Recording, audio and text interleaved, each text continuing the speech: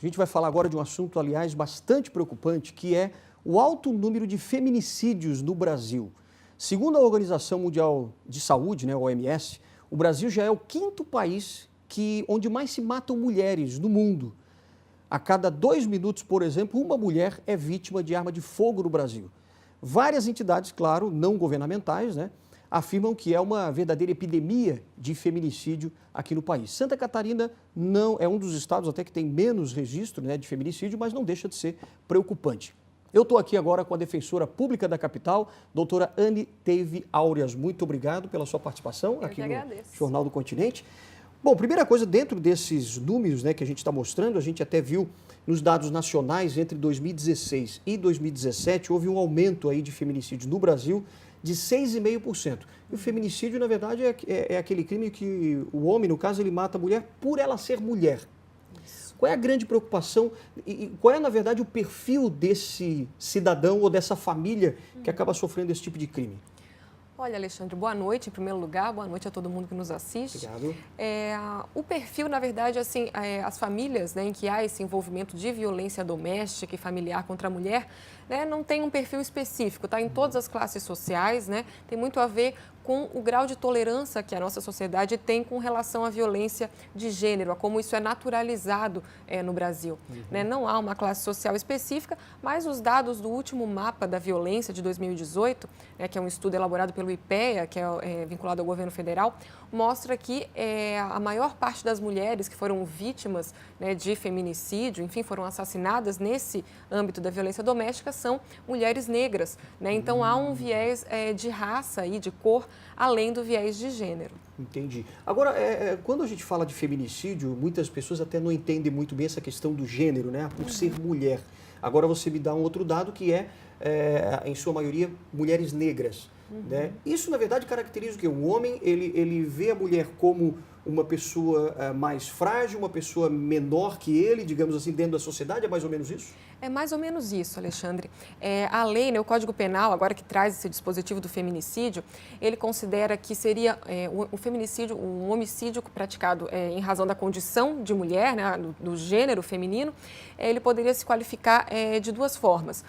Ou no âmbito da violência doméstica e familiar contra a mulher, né, que é essa violência, muitas vezes, que a mulher é submetida por parte de uma pessoa com a qual ela tem uma relação de afeto, de intimidade, parceiro, pode ser o filho, enfim, o ex-namorado, e também uma situação em que há um menosprezo, um desprezo com relação à mulher, né, aquele agressor que nega a subjetividade, a condição de sujeito daquela mulher e a vê muitas vezes como um objeto, como uma posse, uma propriedade, um objeto sexual, enfim, e não como um sujeito e acaba aí praticando, né, violências de todos os tipos, psicológica, sexual, física e muitas vezes, né, até culminando aí com assassinato. Dentro dessa tendência que você acompanha aí no seu trabalho como defensora pública aqui na capital, você percebe que há essa tendência de aumento em feminicídio e por que existe essa preocupação?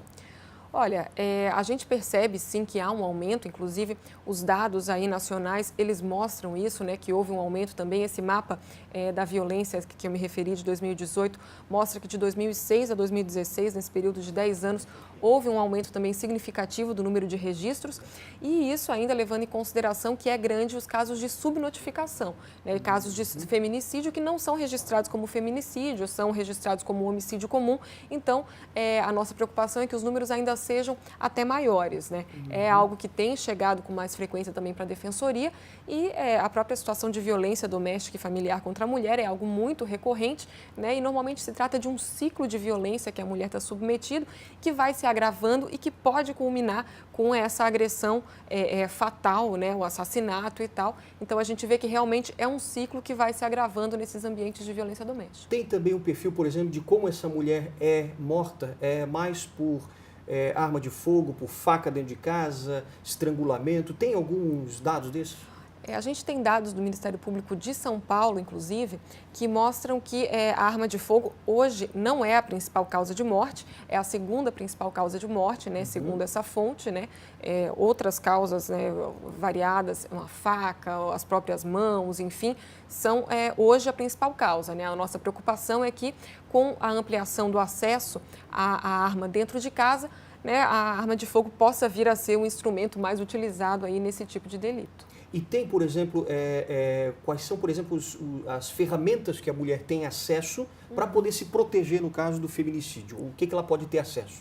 Então, Alexandre, é bem importante que as mulheres conheçam os seus direitos e conheçam a legislação que as protege, que é a Lei Maria da Penha, né? A Lei Maria da Penha, ela prevê aí uma série de políticas públicas concretas que o governo implementa, o Estado implementa, né, para que haja uma rede aí de proteção às mulheres, para que elas possam, né, denunciar e romper com esse ciclo de violência, seja na área da assistência social, da saúde, da segurança pública, e também prevê uma série de medidas de proteção, medidas protetivas de urgência, que são providências que uma mulher que está em situação de violência, achando que a sua integridade física, o seu patrimônio está em risco, podem requerer, né, podem ser deferidas aí, como o afastamento do agressor do lar, a proibição de se aproximar, a proibição de manter contato e também a possibilidade de requerer a suspensão da posse de arma, né, ou a restrição da posse de arma do agressor que tem essa posse.